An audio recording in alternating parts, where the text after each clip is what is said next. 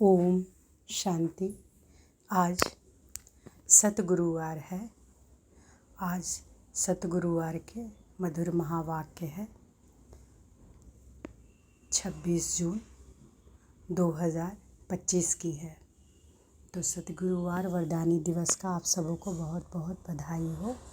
आज पूरा दिन बाबा को सतगुरु के संबंध से याद करेंगे और वरदानी दिवस पर मुख वचन कर्म से सभी को वरदान ही देंगे कर्म क्षेत्र पर। तो आज की मधुर महावाक्य में बाबा बोले, मीठे बच्चे, अभी तुम्हें निंदा स्तुति मान अपमान दुख सुख सब कुछ सहन करना है। तुम्हारे सुख के दिन अभी समीप आ रहे हैं। अभी तुम्हें निंदा स्तुति मान अपमान दुख सुख सब कुछ सहन करना है। तुम्हारे सुख के दिन अभी समीप आ रहे हैं। प्रश्न है, बाप अपने ब्राह्मण बच्चों को कौन सी एक वार्निंग देते हैं? बाप अपने ब्राह्मण बच्चों को कौन सी एक वार्निंग देते हैं?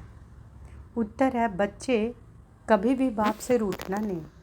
बाप क्या वार्निंग दे रहे हैं हम बच्चों को कि बच्चे कभी भी बाप से रूठना नहीं। अगर बाप से रूठेंगे तो सदगति से भी रूठ जाएंगे।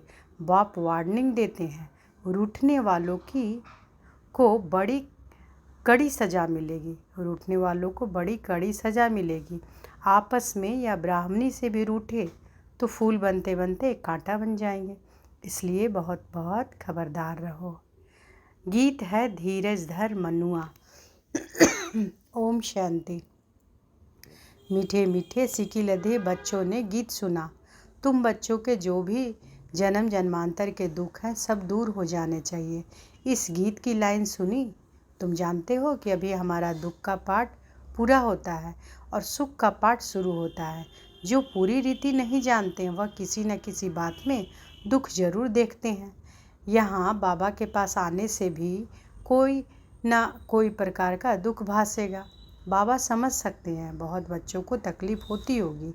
जब तीर्थ यात्रा पर जाते हैं तो कहाँ भीड़ होती है, बरसात पड़ जाती है, कभी तूफान लग पड़ते हैं।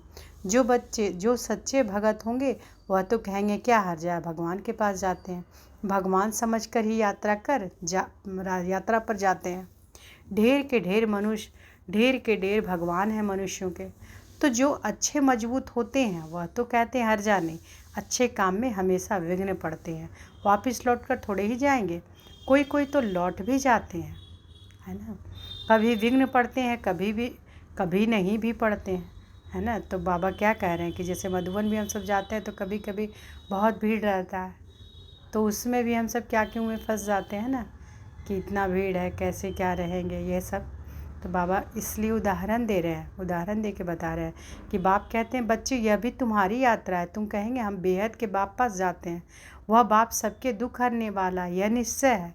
आजकल देखो मधुबन में कितनी भीड़ है ना। बाबा को ओना ख्याल रहता है, बहुत को तकलीफ़ भी होती होगी, पट में सोना पड़ता है। बाबा थोड़े ही चाहता है बच्चों को पट में सुलाएं, परंतु ड्रामा अनुसार भीड़ हो गई है। कल पहले भी हुई थी, फिर होगी। इसमें कोई दुख नहीं होना चाहिए। यह भी जानते हैं कि पढ़ने वाले कोई तो राजा बनेंगे, कोई फिर रंक बनेंगे, कोई का ऊंचा मर्तबा कोई का कम, परंतु सुख जरूर होगा, यह भी बाबा जानते हैं। कोई बहुत कच्चे हैं जो कुछ भी सहन नहीं कर सकते, उन्हों को कुछ तकलीफ़ होगी, कहेंगे हम तो नाहक आए हैं, या कहेंगे कि हमको ब्राह्मणी जोर करके ले आई। ऐसे भी होंगे जो कहेंगे हमको ब्राह्मणी ने नाहक फंसाया। पूरी पहचान नहीं कि विश्वविद्यालय में आए हैं। इस समय की पढ़ाई से कोई तो राव बनेंगे, कोई रंक भी बनने वाले हैं भविष्य में। यहाँ के रंक और राव और वहाँ के रंक राव में रात दिन का फ़र्क होता है। यहाँ के राव भी दुखी हैं, रंक भी दुखी हैं। वहाँ यानी सुखधाम में दोनों सुखी रहते हैं। यहाँ तो है ही पतित भिखारी दुनिया। भल किसी के पास बहुत धन है, बाप समझाते हैं यह धन माल सब मिट्टी में मिल जाना, यह शरीर भी खत्म हो जाएगा, आत्मा तो मिट्टी में नहीं मिलती। कितने बड़े बड़े साहूकार हैं बिरला जैसे, परंतु उनको क्या पता कि अब यह पुरानी दुनिया बदल रही है। मालूम होता तो फट से आ जाते। कहते यहाँ भगवान आया हुआ है, फिर भी जाएंगे कहाँ, सिवाय बाप के कोई सदगति मिल ना सके। अगर कोई रूठ गया तो कहेंगे सदगति से रूठ गया। ऐसे बहुत रूठते रहेंगे, गिरते रहेंगे। आज सर्वर सुनंती निश्चय होवंती और क्या कथंती एंड भागंती, कोई तो समझते हैं बरोबर इन बिगर कोई रास्ता है नहीं, इनसे तो सुख और शांति का वर्षा मिलेगा, इन बिगर सुख शांति मिलना असंभव है। जब धन बहुत हो तब तो सुख मिले, धन में ही सुख होता है ना। वहाँ मूल वतन में तो आत्माएं शांति में बैठी हैं। कोई कहे हमारा पाठ नहीं होता तो सदैव हम वहाँ रहते, परंतु ऐसे कहने से थोड़ा ही होगा। बच्चों को समझाया गया है, यह बना बनाया खेल है। बहुत है जो किसी न किसी संशय में आकर छोड़ जाते हैं, ब्राह्मणी से रूठ जाते हैं या आपस में रूठ कर पढ़ाई छोड़ देते हैं। अभी तुम यहाँ फूल बनने के लिए आए हो, महसूस करते हो कि बरोबर हम कांटे से फूल बन रहे हैं, फूल जरूर बनना है। कोई को कुछ संशय है, फलाना यह करते या ऐसे, इसलिए हम नहीं आएंगे, बस रूठ कर जाए, घर में बैठ जाते हैं। बाबा कहते हैं और सबसे तो भल रूठो, लेकिन एक बात में कभी नहीं रूठना। बाबा वार्निंग देते हैं, सजाएं बहुत कड़ी है। गर्भ में भी जो सजाएं मिलती है सब सचत्कार कराते हैं, बिगड़ सचत्कार के सजा मिल नहीं सकती। यहाँ का भी सचत्कार होगा। तुमने पढ़ते पढ़ते आपस में लड़ झगड़ कर रूठ कर पढ़ाई छोड़ दी थी। तुम बच्चे समझते हो कि हमको फादर से पढ़ना है, पढ़ाई कभी छोड़नी नहीं है। तुम यहाँ पढ़ते ही हो मनुष्य से देवता बनने। ऐसे ऊंचे ते ऊंच बाप के पास तुम मिलने आते हो। कभी जास्ती आ जाते हैं ड्रामा अनुसार, कुछ तकलीफ हो पड़ती है। बच्चों को अनेक तूफान आते हैं, फलानी चीज़ ना मिली, यह नहीं मिला, यह तो कुछ भी नहीं है। जब मौत का समय आएगा तो अज्ञानी मनुष्य कहेंगे हमने क्या गुनाह किया। नाहक जो हमें मारते हैं उस पिछाड़ी के पार्ट को ही कहा जाता है खूने नाहक पार्ट। अचानक बॉम्ब्स गिरेंगे, ढेर के ढेर मरेंगे, यह खूने नाहक हुआ ना। अज्ञानी मनुष्य ऐसे चिल्लाएंगे। तुम बच्चे तो बहुत खुश होते हो क्योंकि तुम जानते हो कि इस दुनिया का विनाश होना ही है। अनेक धर्मों का विनाश ना हो तो एक सत्य धर्म की स्थापना कैसे होगी। सतयुग में एक आदि सनातन देवी देवता धर्म था। किसी को क्या पता सतयुग आदि में क्या था। यह है पुरुषोत्तम संगम युग। बाप आए ही हैं सबको पुरुषोत्तम बनाने। सबका बाप है ना। ड्रामा को तो तुम जान गए हो, सब तो सतयुग में नहीं आएंगे। इतनी करोड़ों आत्माएं सतयुग में थोड़े ही आएंगी। यह है डिटेल की बातें। बहुत बच्चियां हैं जो कुछ भी समझती नहीं, भक्ति मार के हिरे हुए हैं, ज्ञान बुद्धि में बैठ ना सके। भक्ति की आदत पड़ी हुई है। कहते हैं भगवान क्या नहीं कर सकता, मरे हुए को जिंदा कर सकता है। बाबा के पास आते हैं, कहते हैं फलाने मनुष्य ने मरे हुए को जगाया, तो क्या भगवान नहीं कर सकता। कोई ने अच्छा काम किया तो बस उसकी महिमा करने लग पड़ते हैं, फिर उनके हज़ारों फॉलोअर्स बन जाएंगे। तुम्हारे पास तो बहुत थोड़े आते हैं, भगवान पढ़ाते हैं, फिर इतने थोड़े क्यों। ऐसे बहुत कहते हैं, अरे यहाँ तो मरना होता है, वहाँ तो कनरस है ना। तो बहुत लोग क्या सोचते हैं कि यहाँ जाना है तो मरना होता है, कि सब चीज़ धारणा करनी होती है, ये सब सोचते हैं ना। वहाँ तो कन रस है, कान का रस मिला, बड़े भभके से बैठ गीता सुनाते हैं, भगत लोग सुनते हैं। यहाँ कनरस की बात नहीं, तुमको सिर्फ कहा जाता है बाप को याद करो। गीता में भी यह अक्षर है, मन मना भव। बाप को याद करो तो विकर्म विनाश होंगे। बाप कहते हैं कि अच्छा ब्राह्मणी से व सेंटर से रूठ जाते हो, अच्छा यह तो काम करो और संग तोड़ अपने को आत्मा समझो, एक बाप को याद करो। बाप स्वदर्शन चक्र फिराते, बाबा कहते हैं कि एक बाप को याद करो, बाप ही पतित पावन है। बस बाप को याद करते रहो, स्वदर्शन चक्र फिराते रहो। इतना याद किया तो भी स्वर्ग में जरूर आएंगे। स्वर्ग में उच्च पद तो पुरुषार्थ के अनुसार ही मिलेगा। तो बाबा क्या कहते हैं, अगर बाबा को याद करेंगे, स्वदर्शन चक्र फिराते रहेंगे तो स्वर्ग में जरूर आएंगे, लेकिन उच्च पद पाने के लिए स्वर्ग में पुरुषार्थ के अनुसार ही मिलेगा। उच्च पद पाने के लिए जैसा पुरुषार्थ करेंगे वैसा पद मिलेगा। प्रजा बनानी पड़े, नहीं तो राजाई किस पर करेंगे। जो बहुत मेहनत करते हैं उच्च पद भी वही पाएंगे। उच्च पद के लिए ही कितना माथा मारते हैं। पुरुषार्थ बिगर कोई रह नहीं सकता। तुम बच्चे जानते हो ऊंच ते ऊंच पतित पावन बाप है। मनुष्य महिमा भल गाते हैं परंतु अर्थ नहीं समझते। भारत कितना साहूकार था। भारत है स्वर्ग, वंडर ऑफ वर्ल्ड। भारत क्या है, स्वर्ग, वंडर ऑफ वर्ल्ड। वह 7 वंडर्स माया के। सारे ड्रामा में ऊंचे ते ऊंचे है स्वर्ग, नीचे ते नीचे है नर्क। अभी तुम बाप के पास आए हो, जानते हो कि मीठा बाबा इतना ऊंचे ते ऊंचे ले जाते हैं, उनको कौन भूलेंगे। भल कहाँ भी बाहर जाओ, सिर्फ एक बात याद रखो, बाप को याद करो। बाप ही श्रीमत देते हैं, भगवान उवाच, ना कि ब्रह्मा भगवान उवाच, है ना। बाबा ही श्रीमत देते हैं, क्योंकि ये है क्या, भगवान उवाच, ना कि ब्रह्मा भगवान उवाच। बेहद का बाप बच्चों से पूछते हैं कि बच्चे, हम तुमको इतना साहूकार बना कर गए, फिर तुम्हारी दुर्गति कैसे हुई? परंतु सुनते ऐसे है जैसे कुछ भी समझते नहीं। तो बच्चों को थोड़ी तकलीफ होती है, दुख सुख, स्तुति निंदा भी सब सहन करना पड़ता है। यहाँ के मनुष्य देखो कैसे हैं। प्राइम मिनिस्टर को भी पत्थर मारने में देरी नहीं करते हैं। कहते हैं कि स्कूल के बच्चों का न्यू ब्लड है, बहुत महिमा करते हैं उनकी, समझते हैं यह फ्यूचर का न्यू ब्लड है। परंतु वही स्टूडेंट दुख देने वाले निकल पड़ते हैं, कॉलेजों को आग लगा देते हैं, एक दो को गाली देते रहते हैं। बाप समझाते हैं कि दुनिया का क्या हाल है।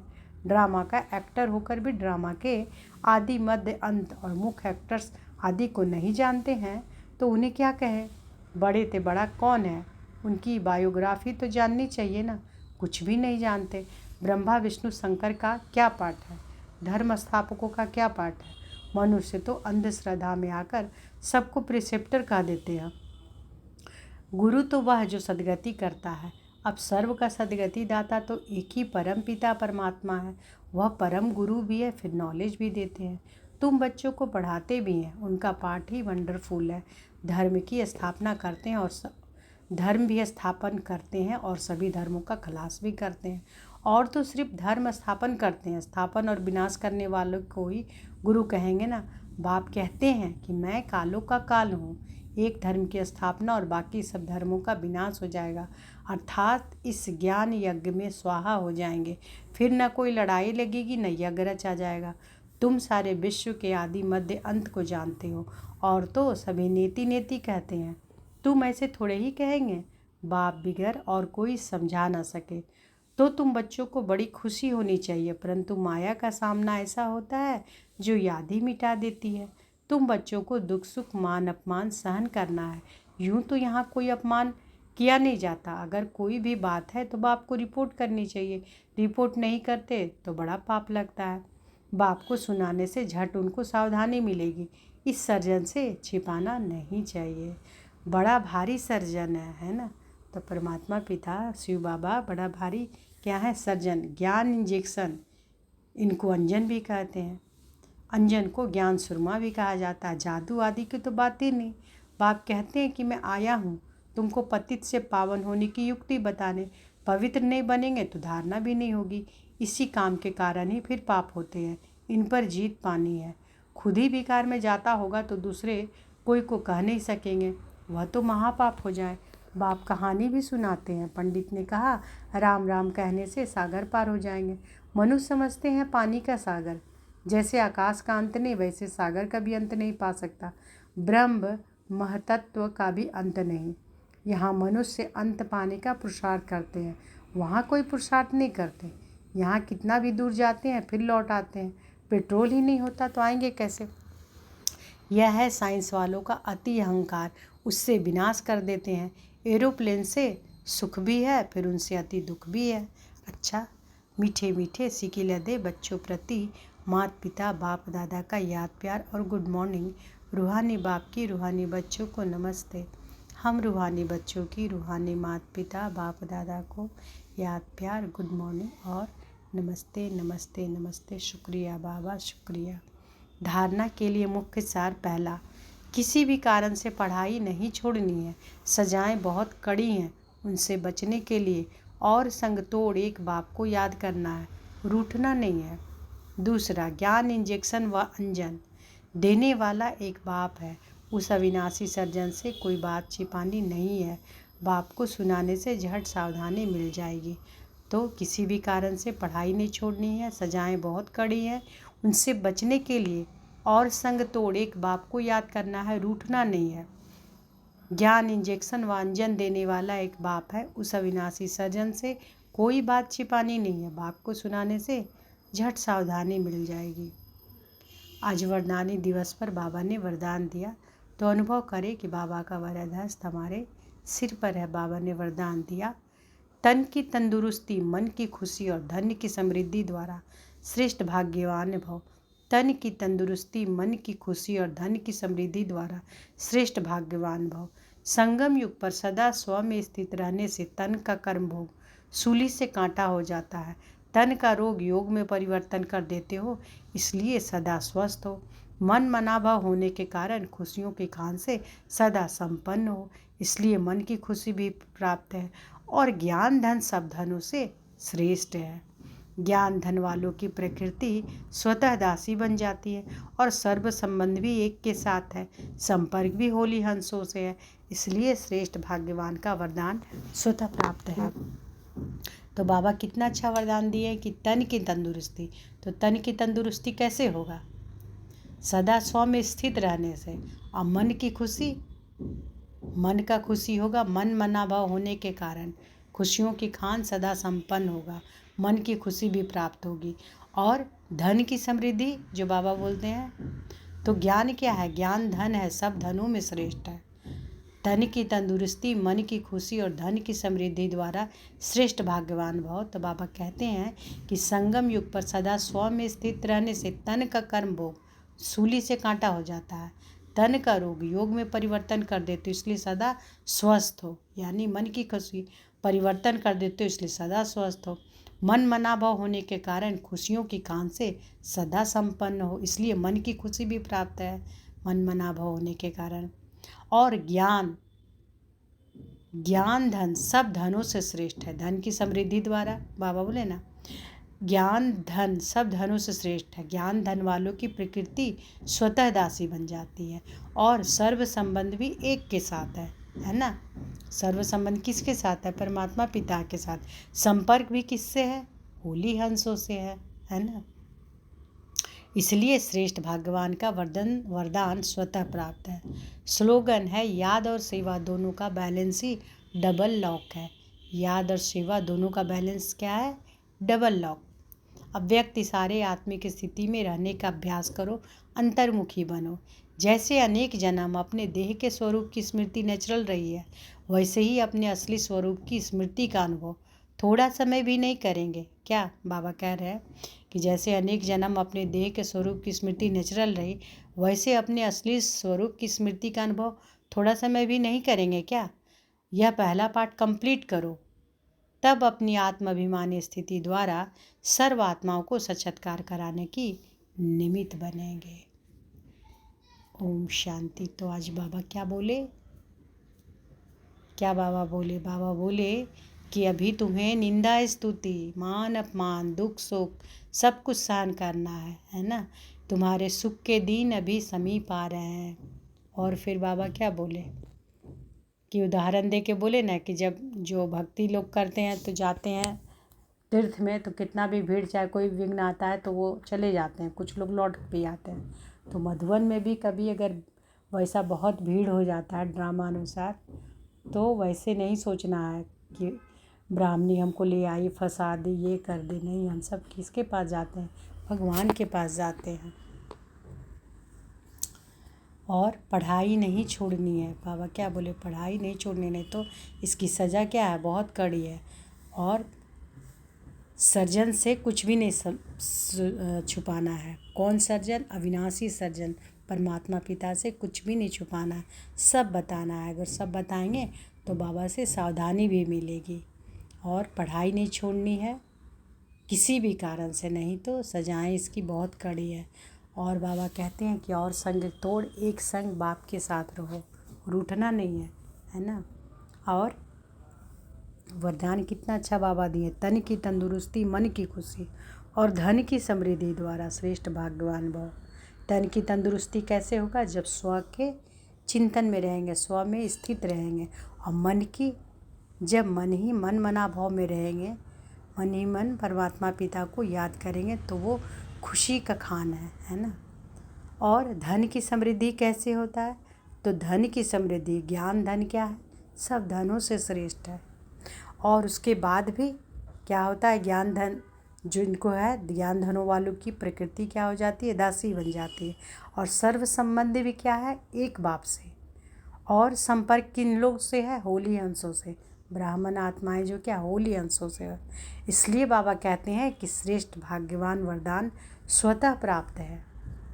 और स्लोगन में बाबा बोले याद और सेवा दोनों का बैलेंस ही डबल लॉक है। अव्यक्त इशारे में बोले कि जैसे अपने देह के स्वरूप में स्मृति में हमेशा नेचुरल रहे तो कुछ समय तो अपने असली स्वरूप में का अनुभव थोड़ा समय भी नहीं करोगे क्या? बाबा कहते थोड़ा समय नहीं करोगे क्या? और अगर यह पहला पाठ अगर हम सब कंप्लीट करते हैं, आत्माभिमानी स्थिति में रहते हैं, तो सर्व आत्माओं को साक्षात्कार कराने की हम सब निमित्त भी बनेंगे। अच्छा, शुक्रिया बाबा, शुक्रिया। ओम शांति।